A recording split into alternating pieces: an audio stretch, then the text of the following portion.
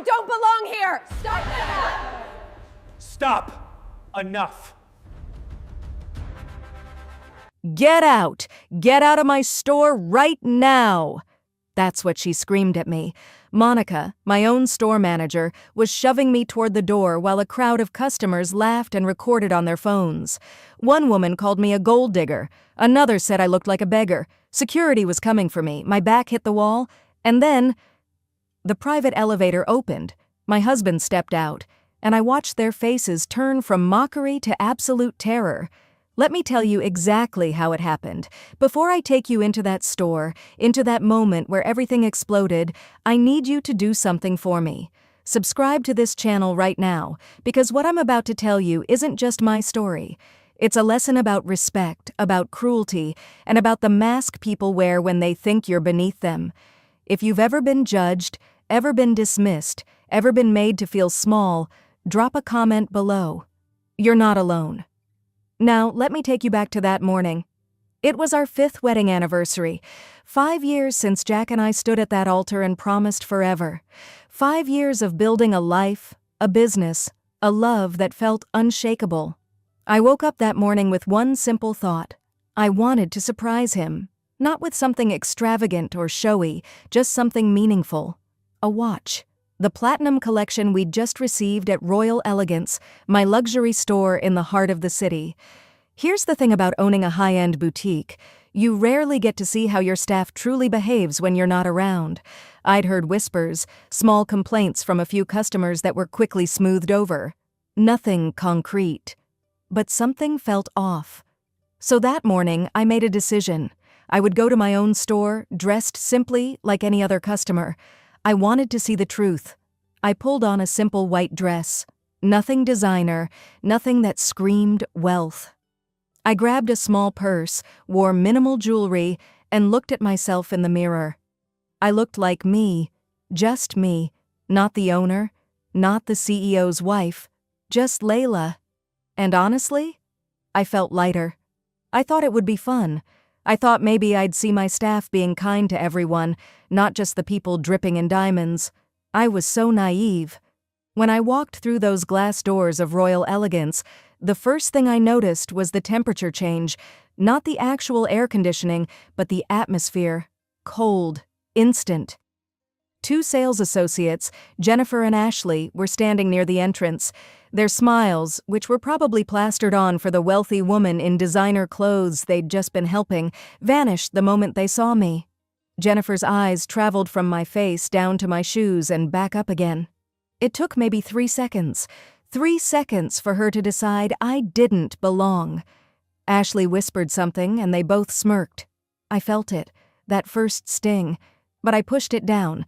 I smiled and walked toward the anniversary gift section where we displayed luxury watches, cufflinks, leather goods, items that cost more than most people's monthly rent.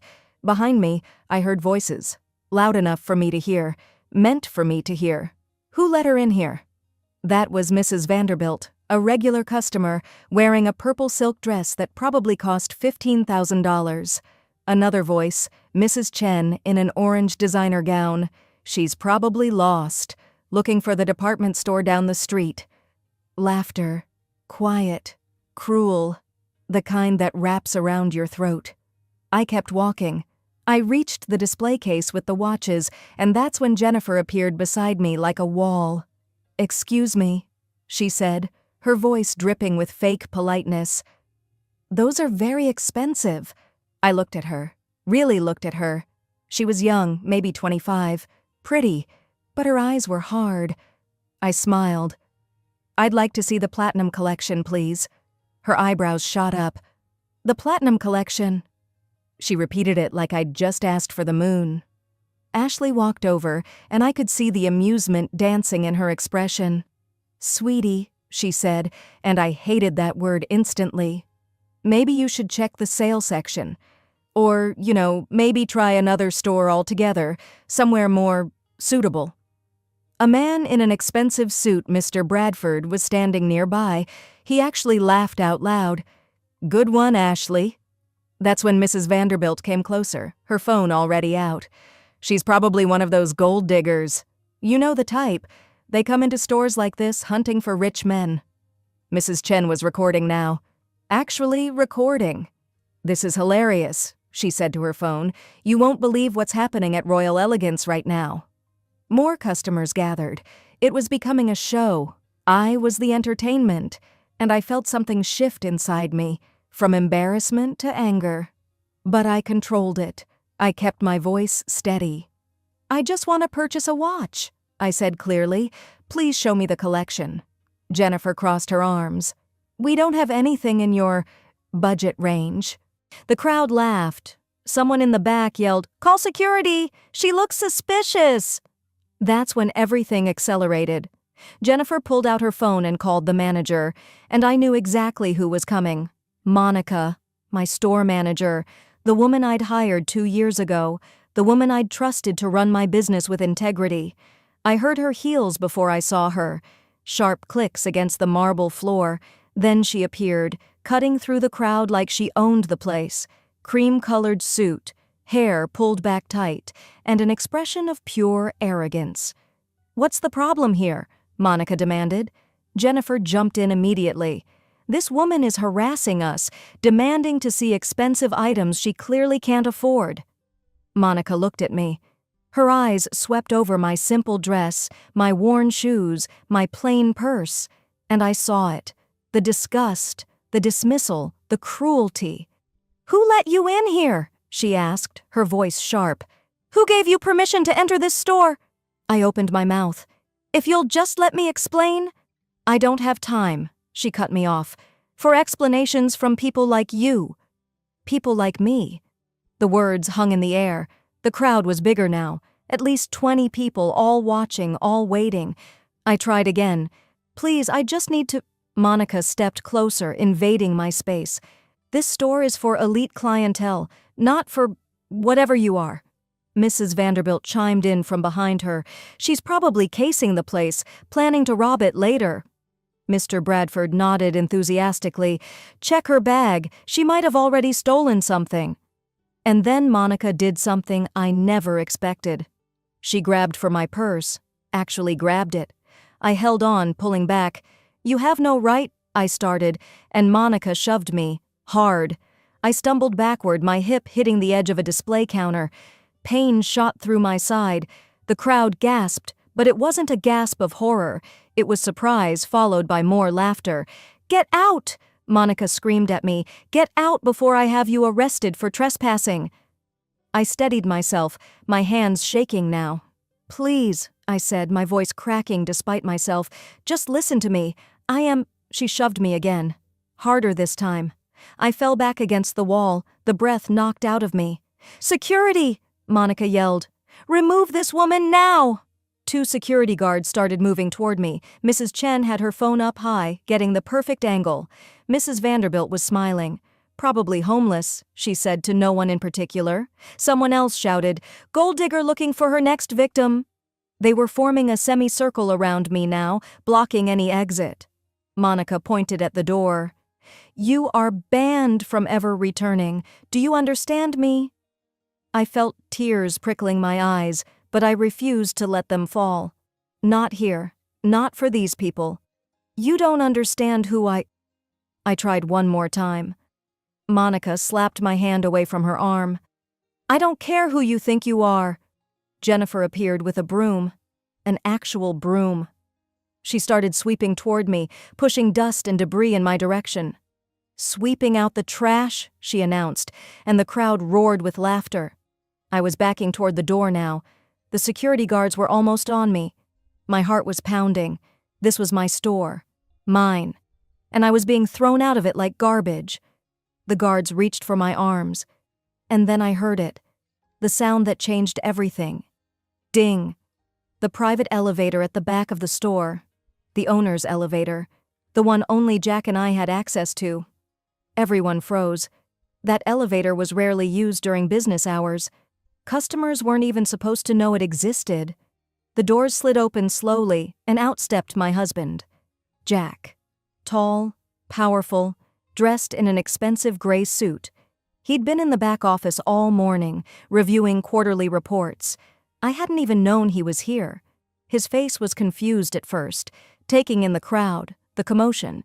And then his eyes found me, backed against the wall, tears threatening to spill. A guard's hand inches from my shoulder. I watched his expression change, confusion to recognition to absolute fury.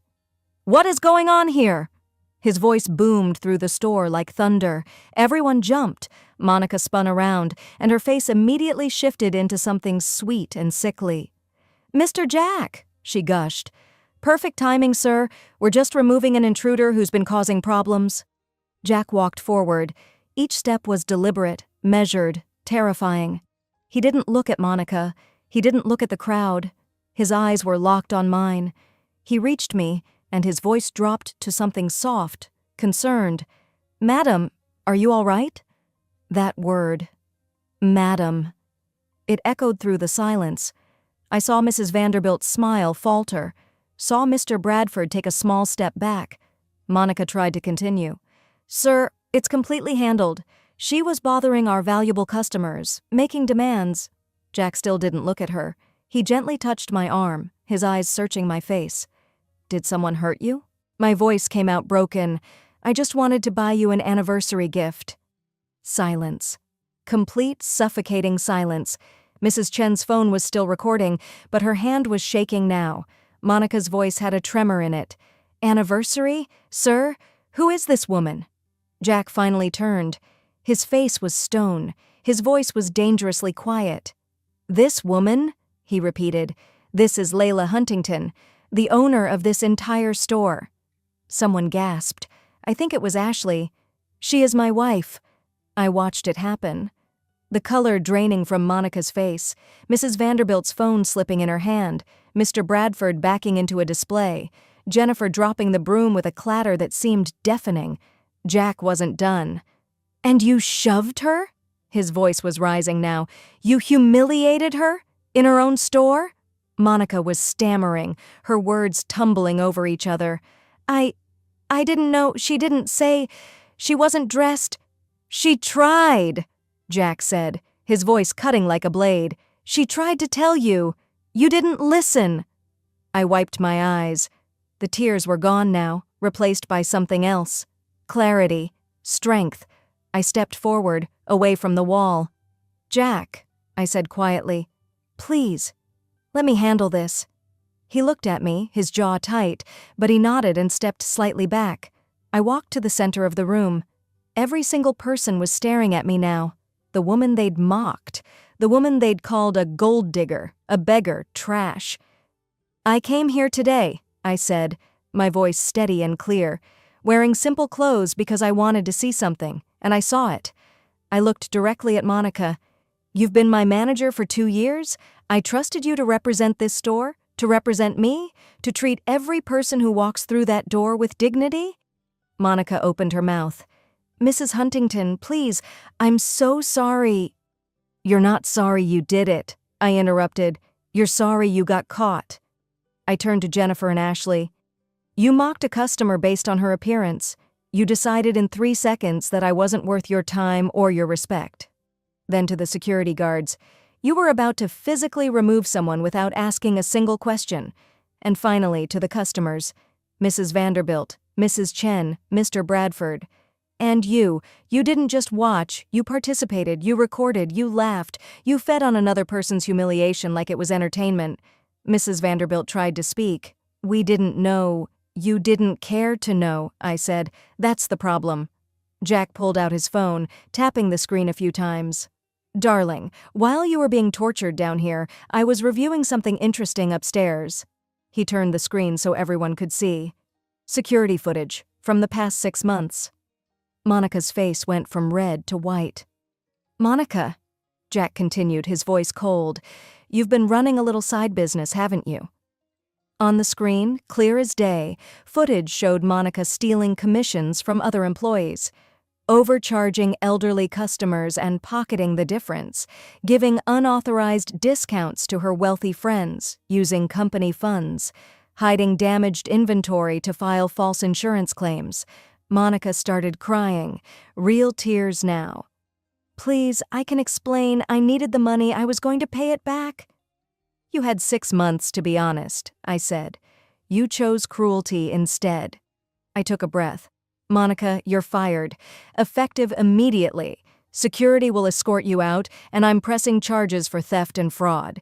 You can't, she screamed. I have rights. I'll sue you. Jack stepped forward. You have the right to leave quietly or be dragged out in handcuffs. The police are already on their way. Choose wisely. 2 security guards, different ones who looked ashamed of their earlier actions, took Monica by the arms.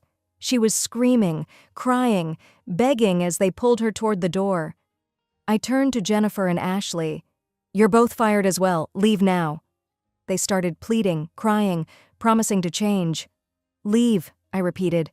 Now. They grabbed their things and ran. Then I faced the customers, the ones who had enjoyed my pain so much. Mrs. Vanderbilt, Mrs. Chen, Mr. Bradford. They were trying to edge toward the exit.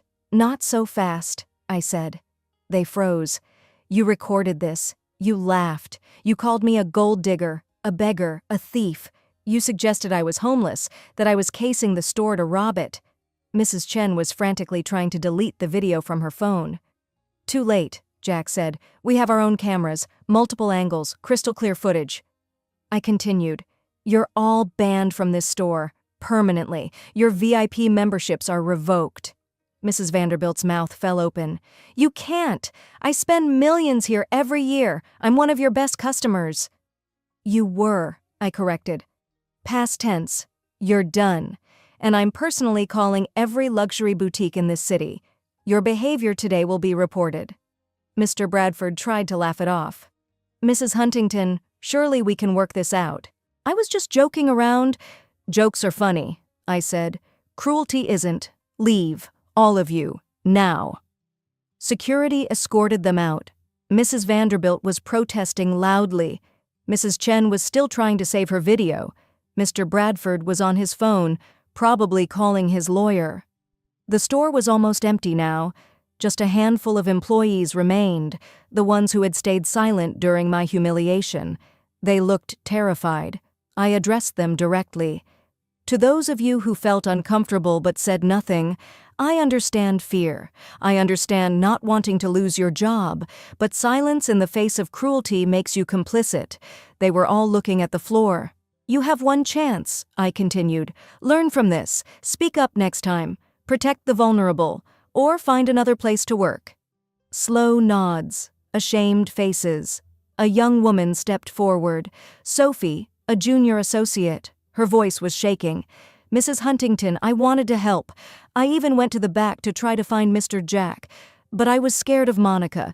She threatened to fire anyone who questioned her. I looked at Sophie, really looked at her. I'd seen her before, always kind to every customer, always working hard. Thank you for your honesty, I said. And thank you for trying. You're promoted. You're the new floor manager. Sophie's eyes filled with tears. Thank you, ma'am. Thank you so much. I promise I know you will, I said gently. That evening, after the police had taken statements, after the lawyers had been called, after the last employee had left, Jack and I stood alone in the quiet store. I finally walked over to the platinum watch collection. The reason I'd come in the first place. I selected a beautiful timepiece with intricate detailing, engraved on the back with coordinates, the place where we'd first met. Jack came up behind me, wrapping his arms around my waist. I'm sorry you had to go through that. I leaned back against him. Don't be. I learned something valuable today about my business, about people, and I cleaned house. You're incredible, he whispered. You know that? I turned in his arms. We're incredible. Together. He kissed me softly, and for a moment, the pain of the day faded. Happy anniversary, I said, handing him the watch. He smiled. Happy anniversary, boss. So that's my story. I owned everything they saw that day, but they judged me by a simple white dress and plain shoes. Monica is currently facing criminal charges for theft and fraud. Those customers? Their names have been circulated to every high-end establishment in the city, their persona non grata.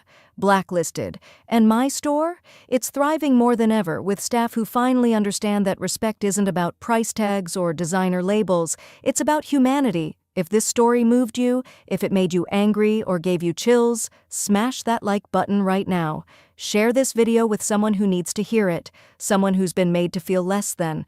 Comment below and tell me, have you ever been underestimated? Have you ever been judged before someone knew your story? I read every single comment. And please, subscribe to this channel. Every week I share real stories about justice, dignity, and standing tall when the world tries to knock you down. Remember this: never let anyone dim your light based on their limited vision. You are not what you wear. You are not your bank account. You are your character, your kindness, your strength. I'm Layla, and I'll see you in the next one. Stay powerful.